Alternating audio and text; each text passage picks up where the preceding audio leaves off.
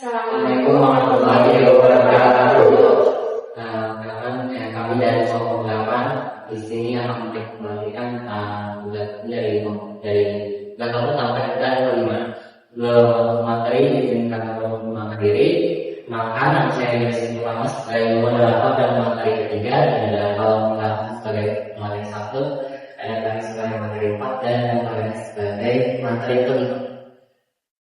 Baik, di sini saya menerangkan sebagai pemateri 1 akan menerangkan tentang uji dan informasi.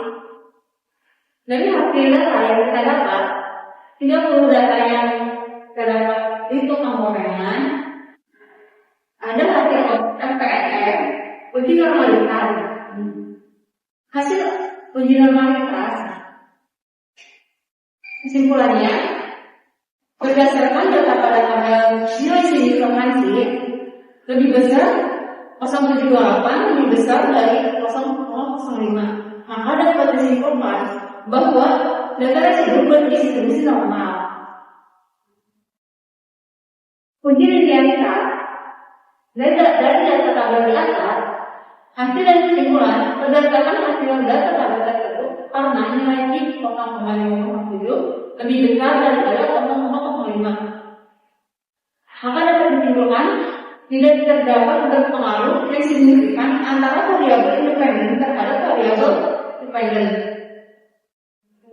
Yang ketiga, uji atensi multikolinialitas. Kriteria uji multikolinialitas bernama regresi. Dan hasil dan kesimpulannya berdasarkan data pada tabel tersebut, nilai toleransi kedua variabel memiliki nilai 0,346 lebih besar daripada 0,10. Nilai PID kedua variabel memiliki nilai 3,228 lebih kecil daripada 10. Maka dapat disimpulkan bahwa tidak terjadi gejala multikolinialitas antar variabel independen dalam model regresi. Yang keempat, ada uji asumsi autokorelasi.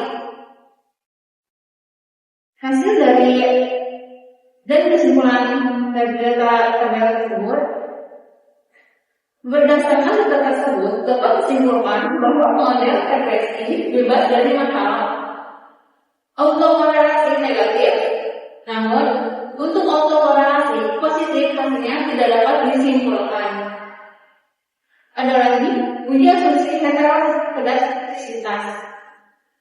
Hasil dan kesimpulan dari tabel di atas, berdasarkan tabel tersebut, hasil dan kesimpulan keluar dengan kriteria keputusan yang tertera karena terdapat salah satu variabel independen atau koma berjualan yang memiliki nilai P atau value 0,05, maka dapat disimpulkan bahwa terjadi gejala heteroskedastisitas dalam model regresi.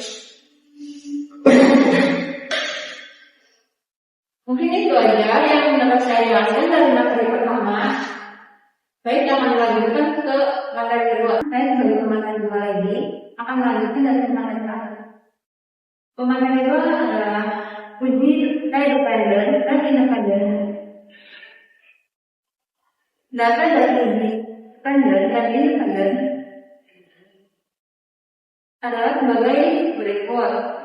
Dan saya akan menyampaikan kesimpulan dari data tersebut. Hasil output SPSS uji normalitas berdasarkan 0,967 prospek 0,569. Kesimpulannya, si berada sebesar 0,967 lebih besar daripada 0,05. Si prospek besar 0,569 lebih besar daripada 0,05. Sehingga dapat disimpulkan bahwa data dan prospek berdistribusi normal. Dengan demikian, syarat menggunakan uji Weber sampel test telah terpenuhi. Yang kedua, ada Weber sampel test. Analisis deskriptif variabel dan referensi tesnya dilakukan mulai 54, prospek 88 Kesimpulannya, rata-rata nilai prediksi besar itu 8,54, sedangkan rata-rata nilai close test sebesar 88,26. Secara deskriptif, terdapat perbedaan rata antara nilai dan pretest dan close test. Yang B, ada uji korelasi. Ada variabel korelasi dan uji. Pretest close test, korelasinya 0,341, signya 0,574. Kesimpulan dari tanda tersebut, berdasarkan auto diketahui bahwa nilai koefisien korelasi sebesar min 0,341 dengan nilai sin 0,574. Karena nilai sin lebih besar daripada 0,5, maka dapat disimpulkan bahwa tidak terdapat hubungan antara variabel pretest dan post test. Dilanjut dari hasil variability test, saya hitung dan isi 2 Taylor. Hitungnya adalah minus 2,781, signya 0,05. Berdasarkan hasil output diperoleh nilai sin 2 Taylor sebesar 0,05 sama besarnya 0,05, maka H0 diterima dan H0 ditolak.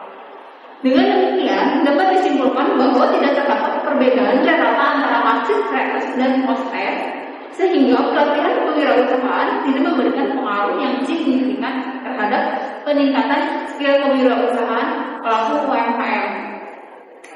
Dan di sini ada uji T independen. Data yang digunakan berupa skor skill kewirausahaan pada 2 kelompok responden, yaitu kelompok tidak dilatih dan kelompok dilatih. Berikut hasil data tersebut.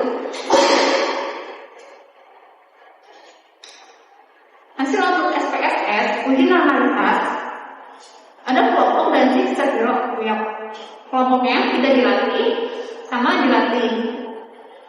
Si dan tidak dilatih 0,70, dilatih 0,807. Kesimpulannya, berdasarkan hasil uji Shapiro-Wilk diperoleh nilai si kelompok tidak dilatih sebesar 0,770 dan kelompok dilatih sebesar 0,807. Karena kedua nilai si sama lebih besar daripada 0,05, maka dapat disimpulkan bahwa kedua kelompok dapat berdistribusi normal. Dengan demikian, syarat uji independen sampel dites telah terpenuhi. 2. Uji T independen sampel dites. Analisis deskriptif, ada kelompok dan rata. Kelompok tidak dilatih dan dilatih, rata 7. Yang rata tidak dilatih 77,82, dilatih 87,24. Kesimpulannya, berdasarkan hasil analisis deskriptif diperoleh rata-rata skor kelompok tidak dilatih sebesar 77,82, sedangkan kelompok dilatih sebesar 87,24. Secara deskriptif, terdapat perbedaan rata skor skill kewirausahaan antara kedua kelompok. Hasil independen sampel test, ada pengujian dan nilai. Pengujiannya ada reverse statistik F, Siglipet, T2, dan SIG atau Van Taylor. Nilainya dari reference statistik 0,153, ada Siglipet 0,705, T2 minus 2419, SIG-nya 0,039.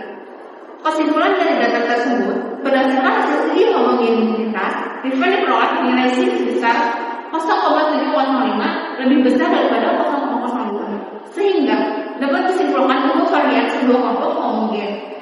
Selanjutnya, pada hasil independen sampel test diperoleh nilai SIG 2 Taylor sebesar 0,039 lebih besar daripada 0,05, sehingga H0 ditolak dan HA diterima.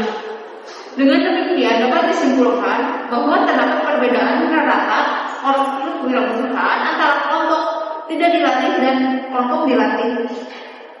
Karena rata-rata skor kelompok dilatih lebih tinggi dibandingkan kelompok tidak dilatih, maka dapat disimpulkan bahwa kelompok dilatih memiliki skill kewirausahaan yang lebih baik.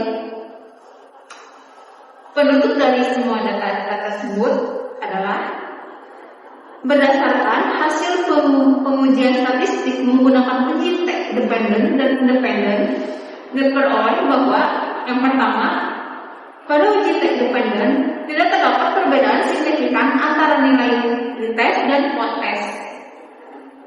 Yang kedua, ada unit T independen, yaitu terdapat perbedaan signifikan antara kelompok tidak dilatih dan kelompok dilatih.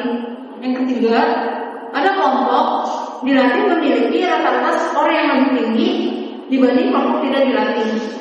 Dengan demikian, hasil analisis menunjukkan bahwa pelatihan pada kelompok independen memberikan pengaruh terhadap peningkatan skill kewirausahaan.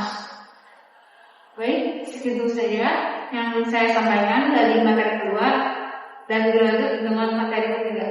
Ini saya Reski Pratama sebagai materi ketiga. Di sini pada kesempatannya akan mempresentasikan hasil analisis data menggunakan ujian OPA atau UGF dengan judul penelitian pengaruh lokasi toko terhadap harga tingkat penjualan dengan bulan April 2012. Sini ada data yang digunakan merupakan data tingkat penjualan gorengan pada 3 lokasi yang berbeda, yaitu perumahan, pasar, dan kampus. Responden yang didapat banyak 30 responden dan masing-masing lokasi terdiri dari 2 responden. Tujuan penelitian ini adalah untuk mengetahui apakah perbedaan lokasi toko berpengaruh terhadap tingkat penjualan gorengan. Lalu di sini ada uji normalitas. Sebelum melakukan ujian OPA, terlebih dahulu dilakukan uji normalitas menggunakan metode Shapiro-Wilk. Hasil yang diperoleh menunjukkan nilai signifikansi lokasi perumahan sebesar 0,004, lokasi pasar sebesar 0,55, dan lokasi kampus sebesar 0,475. Kriteria pengambilan keputusan adalah jika nilai signifikansi lebih besar dari 0,005, maka data diterima normal. Berdasarkan yang tersebut, data pada lokasi perumahan tidak lebih normal karena nilai signifikansinya kurang dari 0,05 dan pada data pasar dan kampus berdistribusi normal. Lalu ada logika modalitas, yaitu hasil pengujian menunjukkan nilai signifikansi sebesar 0,717 karena yang tersebut lebih besar dari 0,05, maka dapat disimpulkan bahwa varian data pada ketiga kelompok bersifat homogen atau sama. Dengan demikian, secara homogenitas telah memenuhi. Lalu analisis deskriptif. Pada analisis deskriptif diperoleh rata-rata tipe penjualan lokasi perumahan memiliki rata-rata penjualan sebesar 540 cup, lokasi pasar memiliki rata-rata penjualan sebesar 510 cup, sedangkan lokasi kampus memiliki rata-rata penjualan sebesar 560 cup. Secara deskriptif dapat dilihat bahwa tingkat penjualan tertinggi terdapat pada lokasi kampus, kemudian perumahan, dan yang terendah adalah lokasi pasar. Lanjut ke hasil kajian OPA atau UGF. Hasil OPA menunjukkan nilai F sebesar 0,081 dengan nilai signifikansi sebesar 0,923 karena nilai signifikansi lebih besar dari 0,05. Maka angka 0 diterima dan angka ditolak.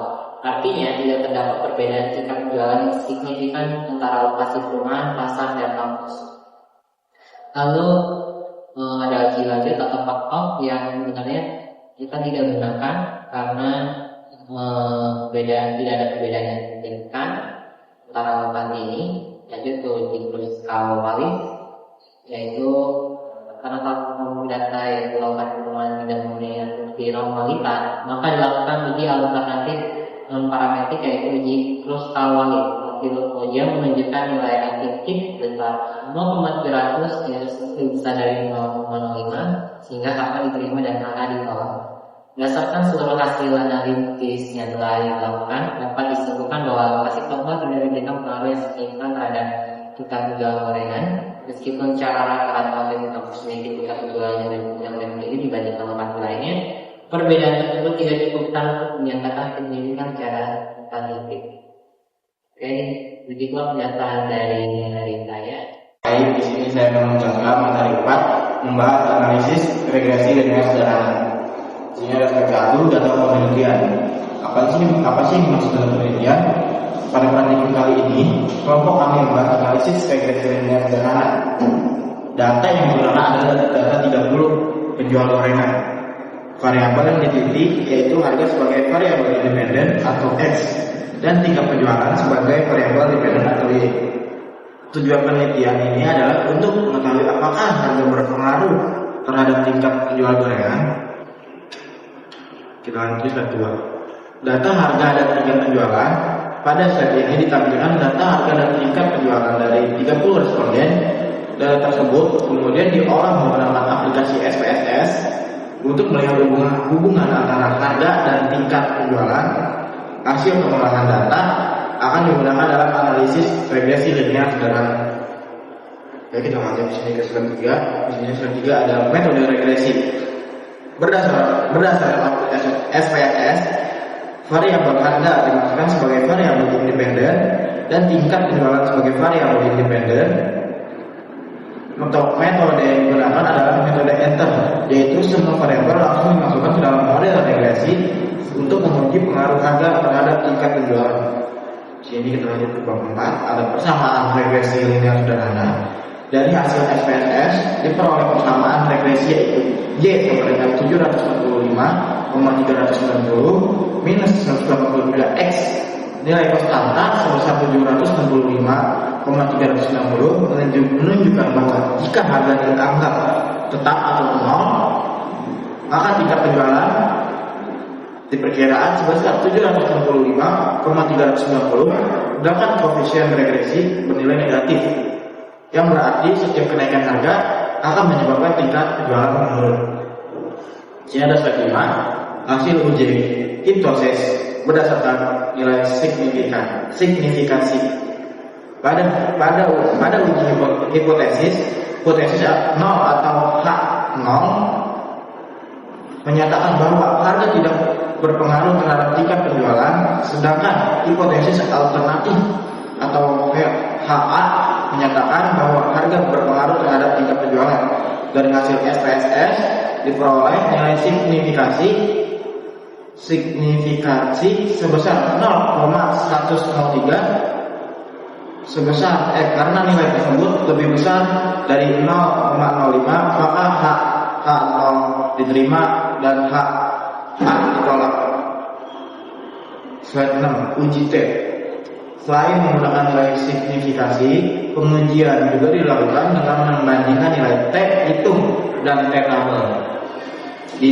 Dinilai T hitung sebesar minus 1,086, sedangkan T tabel sebesar 2048.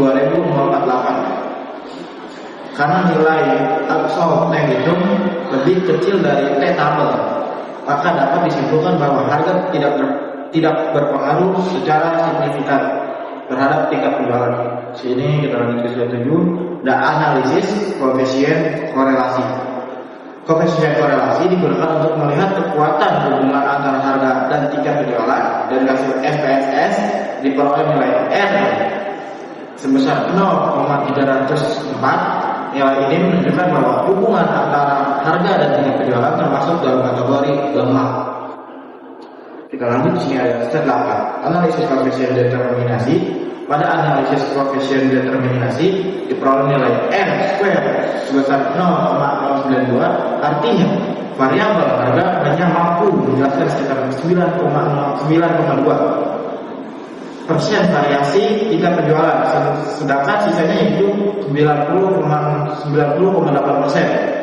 dipengaruhi oleh faktor lainnya yang tidak diteliti dalam penelitian ini. Jadi dapat disimpulkan bahwa harga bukan faktor utama yang mempengaruhi tingkat penjualan gorengan. Oke, sini dari hasil analisis regresi linear sederhana yang telah dilakukan dapat disimpulkan bahwa harga memiliki hubungan yang lemah dan tidak berpengaruh signifikan terhadap tingkat penjualan gorengan. Oke, sekian dari saya. Saya akan melanjutkan materi kelima yang bertemakan persamaan regresi. Penelitian ini menggunakan dua variabel bebas, yaitu harga X dan lama berjualan X2, serta satu variabel terkait yaitu tingkat penjualan Y berdasarkan output SPSS. Metode yang digunakan adalah enter, yang berarti seluruh variabel independen dimasukkan secara bersamaan ke dalam model regresi untuk dianalisiskan pengaruhnya terhadap tingkat penjualan.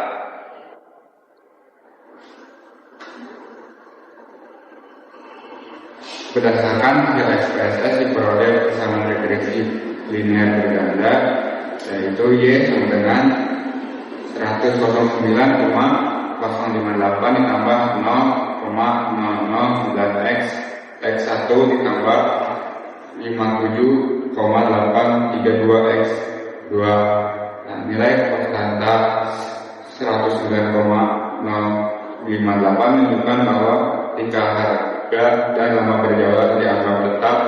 Tingkat penjualan diperkirakan sebesar 109,058. Koefisien harga sebesar 0,609 menunjukkan pengaruh positif tetapi sangat kecil, sedangkan koefisien lama berjualan sebesar 57,832 menunjukkan bahwa semakin lama waktu berjualan maka tingkat penjualan cenderung meningkat secara signifikan.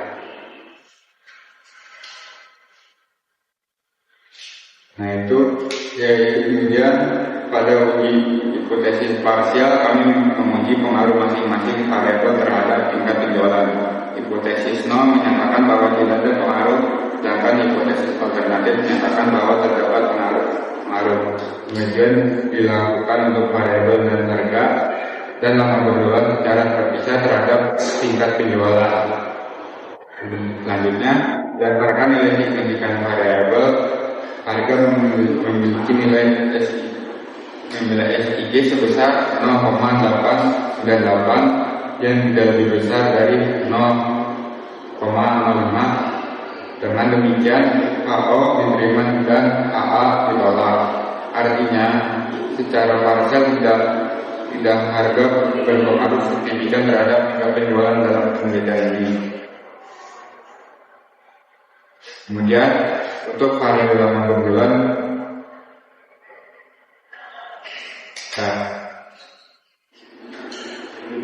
jika dilihat dari uji T, nilai T itu harga hanya 0,29 lebih kecil dari T tabel sekitar 2,048 sehingga harga tidak berpengaruh signifikan. Sebaliknya nilai T untuk lama berjualan sebesar 7,286 lebih besar dari tabel T sehingga terbukti memiliki pengaruh signifikan terhadap tingkat penjualan. Kemudian pada pengujian simultan menggunakan tabel ANOVA diperoleh nilai signifikan sebesar 0,00 yang lebih kecil dari 0,05. Hal ini menunjukkan bahwa secara bersama-sama variabel harga dan lama berjualan berpengaruh terhadap tingkat penjualan. Berdasarkan uji F, diperoleh nilai F itu sebesar 30,604. Berdasarkan F tabel sebesar 3,35 karena itu lebih besar daripada F tabel maka A0 ditolak. Karena demikian dapat disimpulkan bahwa harga dan lama berjualan secara simultan berpengaruh signifikan terhadap tingkat penjualan. Nah itu kemudian nilai koefisien korelasi atau R sebesar 0,833. Nilai ini menunjukkan bahwa hubungan antara harga dan lama berjualan secara bersama-sama dengan tingkat penjualan termasuk dalam kategori yang sangat kuat dan memiliki arah hubungan yang positif. Artinya perubahan pada kedua variabel tersebut cenderung diikuti perubahan tingkat penjualan ke arah yang sama. Kemudian yang terakhir nilai R square sebesar 0,634 menunjukkan bahwa 69,4% variasi tingkat penjualan dapat dijelaskan oleh variabel harga dan lama berjualan, sedangkan 30,6% misalnya dipengaruhi oleh faktor lain. Di luar penelitian ini, dari seluruh hasil analisis dapat disimpulkan bahwa lama berjualan secara signifikan, secara parsial, sedangkan harga tidak. Namun secara simultan kedua variabel tetap memberikan pengaruh yang signifikan terhadap tingkat penjualan. Sekian presentasi dari kami, mohon maaf bila ada kesalahan.